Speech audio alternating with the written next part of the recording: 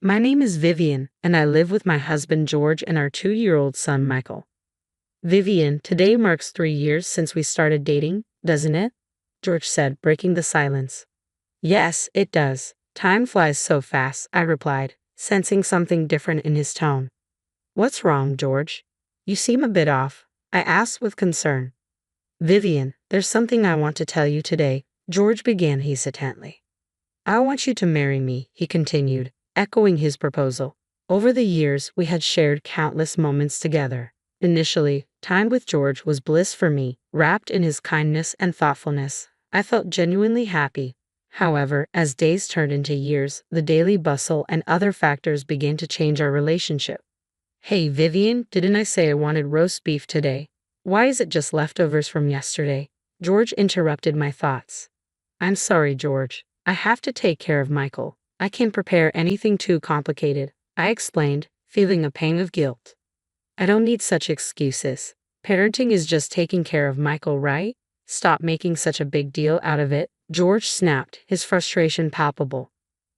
Working at my parents' company is tough. Well, I'm going to be the next president, so I have to endure it, he continued, his tone condescending.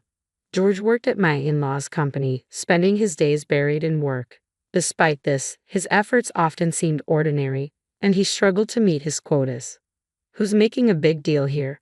I don't need dinner tonight. Oh, I might not come home tonight. I have golf with a senior from work tomorrow. So take care of things at home and make sure to prepare a proper dinner tonight, okay?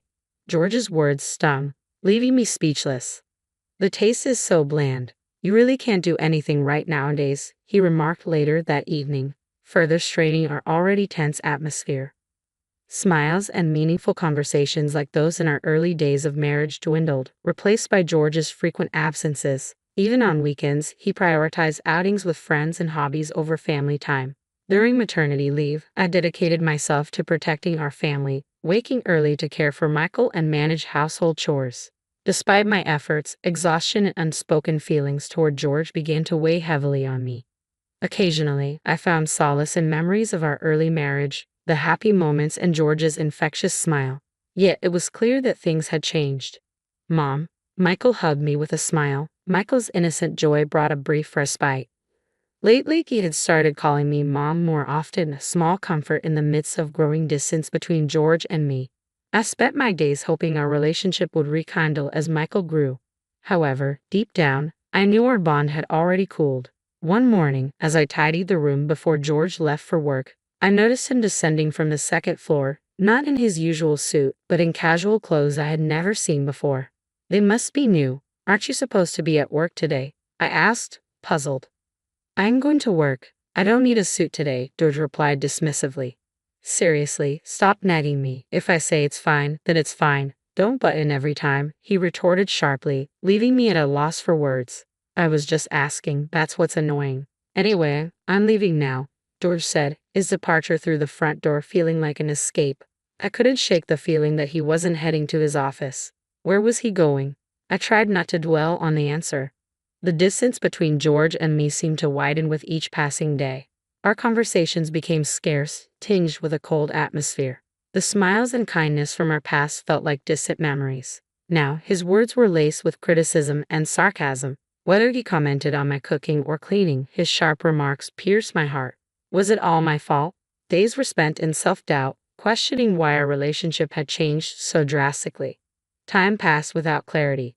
Despite my efforts in managing the household and caring for Michael, it never seemed enough for George. The decrease in conversation and his cold demeanor hurt deeply. His once kind and considerate words had been replaced by constant critique. Something inside me broke. My love for George faded and memories of happier times became distant. A sense of indifference replaced the emptiness in my heart. What was the point of everything I had done so far? Mom, look, I made this. Michael's voice interrupted my thoughts. Oh wow, that's amazing. Did you draw this? I asked, genuinely impressed.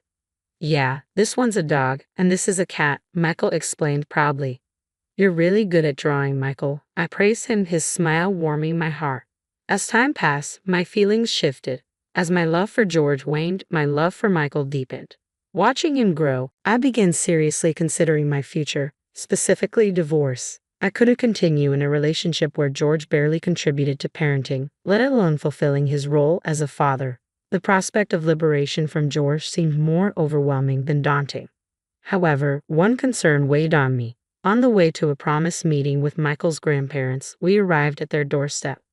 "Hello, Mother." "Hi, Grandma." Michael greeted them warmly. "Hello, Michael. Have you grown taller again?" Grandma exclaimed with joy. "Really?" "Yay!" Michael cheered, delighted by her praise. "It's good to see you.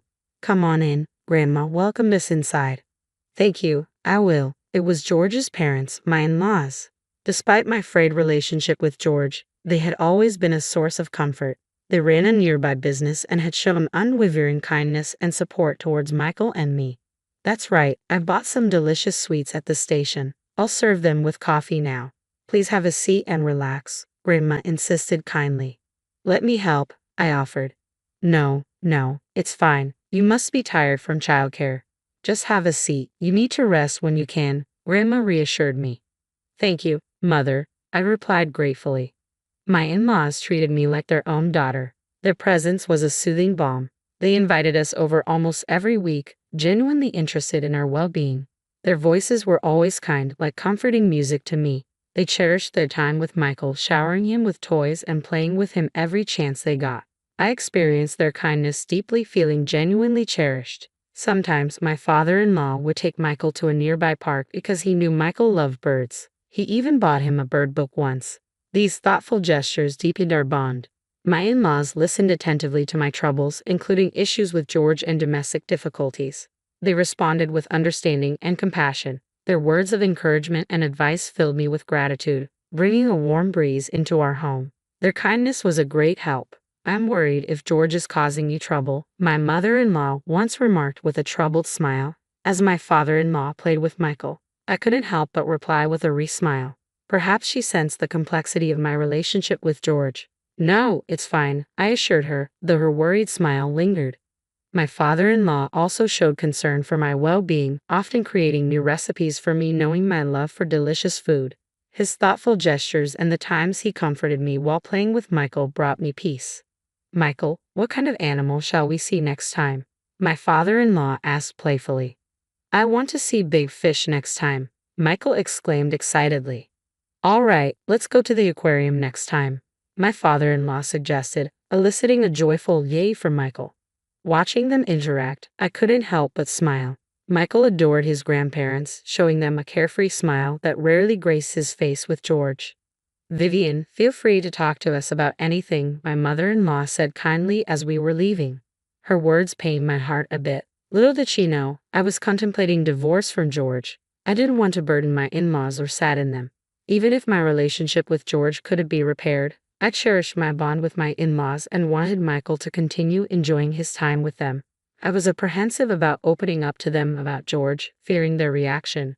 Just as these worries occupied my mind, an unexpected incident unfolded. My in-laws had kindly offered to take care of Michael, allowing me to enjoy a cafe outing with a friend. "It's been a long time since we've had a cafe like this, hasn't it?" my friend remarked as we sat down, sipping our coffee. "Really, Vivian, you've seemed busy recently," she observed with concern. "Have I?" I replied vaguely, trying to brush off the worry in her eyes. "Hey, Vivian, has something happened with your husband recently?" My friend hesitated, choosing her words carefully. "What do you mean?" I asked, tilting my head in confusion. "Well, actually, I saw something the other day. I saw your husband walking with a woman. I don't know." My friend's voice trailed off, her expression troubled. For a moment, my mind went blank. Deep down, though, a part of me wasn't surprised. Reflecting on George's recent behavior, there had been signs I had chosen to ignore. My friend held my hand silently, her eyes conveying understanding. "Vivian, I think you should talk to George," she finally said gently. "Yeah, maybe. I haven't been myself lately," I admitted quietly, feeling the weight of her concern. "That's why I invited you to a cafe today," she explained softly. "Is that so? Sorry for worrying you," I apologized. "Don't apologize, Vivian. Whatever decision you make about George, I'm on your side," she assured me warmly. "Thank you," I replied gratefully, parting ways with her and heading home.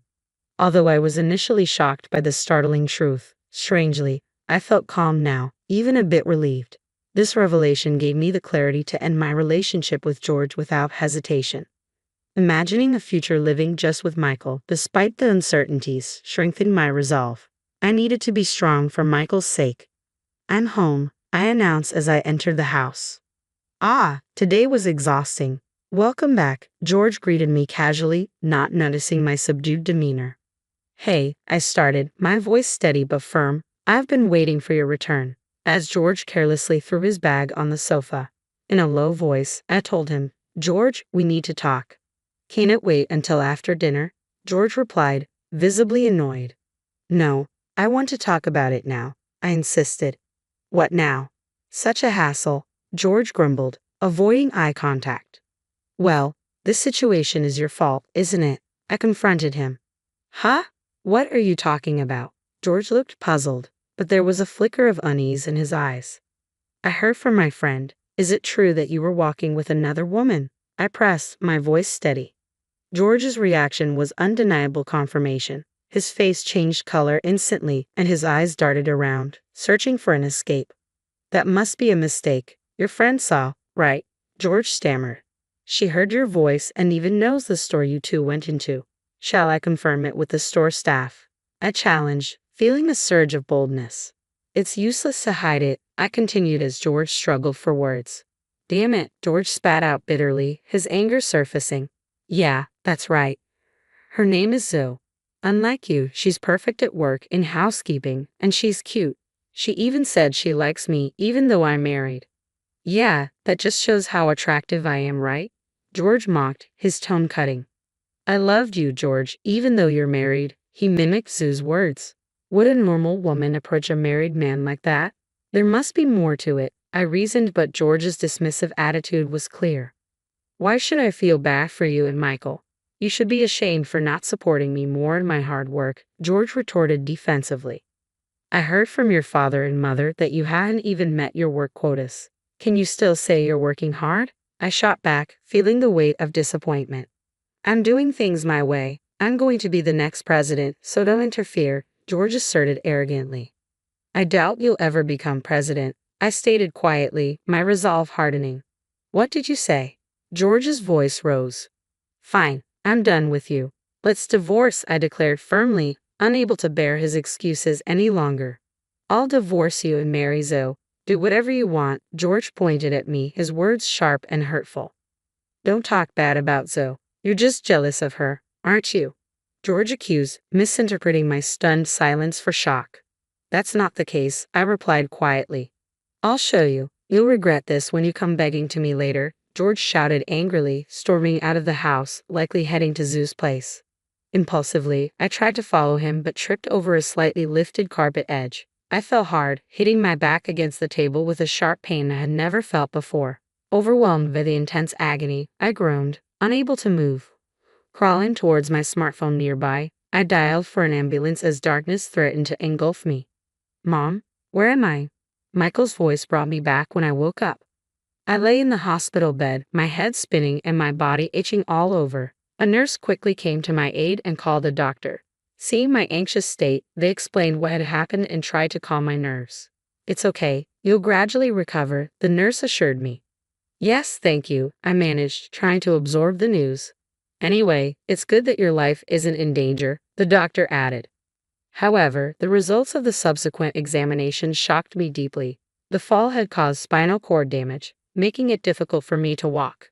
I was informed that I would need a wheelchair, and my life would change drastically. After being discharged, life at home proved more challenging than I had anticipated. I realized I couldn't manage household chores, childcare, or even take care of myself alone. At the suggestion of my in-laws, I decided to live with them for a while. Since I couldn't rely on George for help and with Michael there too, I had no choice but to lean on their kindness. They must have been suspicious of George's absence despite my condition. I knew I had to tell them the truth soon. Just as I contemplated this, the front door of my in-laws' house swung open with a loud noise. "George, where have you been?" Ignoring calls when Vivian is in such a condition, my mother-in-law scolded as George entered. "So, she's really in a wheelchair, huh?" George scoffed, looking at my condition. "A useless woman who can't do household chores or childcare is of no use to me. Hurry up and divorce me and pay me compensation for all the trouble. How can you say such a thing to Vivian? My father-in-law interjected, shocked. It's okay, Mom, Dad, I murmured weakly, feeling the weight of George's callous words. Vivian, let's get a divorce, George declared coldly. I'm sorry, Father, Mother, I whispered, tears welling up in my eyes. I couldn't stay with George anymore. Surprisingly, his cruel words didn't sting. They simply confirmed that my love for him had completely faded. Contrary to my in-law's surprise, George seemed oddly cheerful. But that you understand now, I can freely marry Zoe, George remarked casually. George, were you seeing another woman? My father-in-law interjected, taken aback. Yeah, so what? What's the big deal? George shrugged. Despite having Vivian, she's boring, not particularly cute, and can't handle housework or childcare properly. How can you say that? My mother-in-law exclaimed, shocked. Vivian has been trying so hard with housework and raising Michael. Yeah, whatever, George dismissed, his tone callous. Anyway, I've decided to be with Zoe. Dad, it's time to hand over the company to me. You're getting old. Nonsense. I won't let someone like you take over the company, my father-in-law retorted firmly. Come on, who else is there but me? Anyway, I'm busy, so send me the divorce papers by mail, okay? George concluded, nonchalant. After separating from George, I started a new life. Currently, I live comfortably in a house recommended by my in-laws. With the help of a caretaker, they suggested my daily life feels easier than before. However, amidst this calm, an unexpected development awaited. One day, while peacefully passing time, the doorbell rang. Glancing at the monitor, I saw George standing outside, his face a mix of confusion and desperation. Hey, Vivian, what the hell is going on? George blurted out. George, what's up? I replied calmly, masking my surprise. I got fired from the company. I suppose Dad just keeps saying it can't be helped, George confessed, his desperation evident. Oh dear, I murmured sympathetically. Mom and Dad are saying you're no longer our son. We're cutting ties with you, George continued, his voice tinged with disbelief. That's tough, I responded quietly, trying to process his sudden vulnerability. I didn't know about the stocks. I had no idea you owned 90% of my parents' company's stocks. Why didn't you tell me? George pleaded. Because you never asked, I replied evenly. You're supposed to disclose that kind of thing, even if I don't ask. So, what do you want to say in the end? I asked, trying to gauge his intentions. You know what I want. I want you to cancel my dismissal. You're the one who fired me, right? If you own that much of the company, you can undo my firing, George implored desperately. That's right. Please, Vivian. I've been rejected from all other company interviews. No other company will hire me except the current one, George pleaded, his desperation palpable. If you thought that, you should have worked more seriously. I'll work seriously from now on, so please cancel my firing. You don't have to worry about being fired. Zoe can support you, can't she? Zoe dumped me the moment she realized I couldn't become president. She was only interested in my position, George admitted bitterly. I thought as much, I replied calmly, my heart unmoved. Please, Vivian, you're all I have left. Let's get married again. It would be better for you too, right? George proposed, his voice tinged with hope. I was stunned by his words. What are you even saying? You're in a wheelchair, right? You need my help, and Michael needs his father, George pressed, trying to sway me. My anger surged at his audacity. How dare you say such things? I'm sorry, but the lady does not wish to speak with you anymore, Jack, the helper, interjected firmly before I could respond. Huh, who are you? George demanded, taken aback. I'm talking to Vivian, Jack replied sternly. As I said, the lady does not wish to converse with you. That can't be. Vivian needs me, George protested desperately. That's right, I'll say it again. I have nothing to say to you, and I don't want to see you ever again, I affirmed firmly through Jack. Why, Vivian? If you leave me too, then. George began, but Jack forcefully turned off the monitor. I found myself oddly captivated by Jack's rare display of anger. He was slightly older than me, introduced as a helper by my in-laws. Stern yet kind, Jack had grown close to Michael and become an indispensable part of our lives. Now, what? I mused aloud, watching Jack with newfound respect. Eventually, I heard that George, abandoned by Zoe and his parents, was walking a lonely path. However, his fate no longer concerned me. Whatever his situation, he had no part in my life anymore. Supported by my in-laws and Jack, I found peace in my new home. With Jack's assistance, I managed household chores and childcare better, slowly regaining confidence in my abilities. Meeting new people and sharing smiles in my daily life, I felt my heart gradually moving in a more positive direction. Though my past with George was challenging, I had overcome it and discovered a new me. Our paths had diverged. George may be filled with regrets on his lonely path, but I was walking towards a new future. This future was filled with peaceful days and happiness, surrounded by beloved people.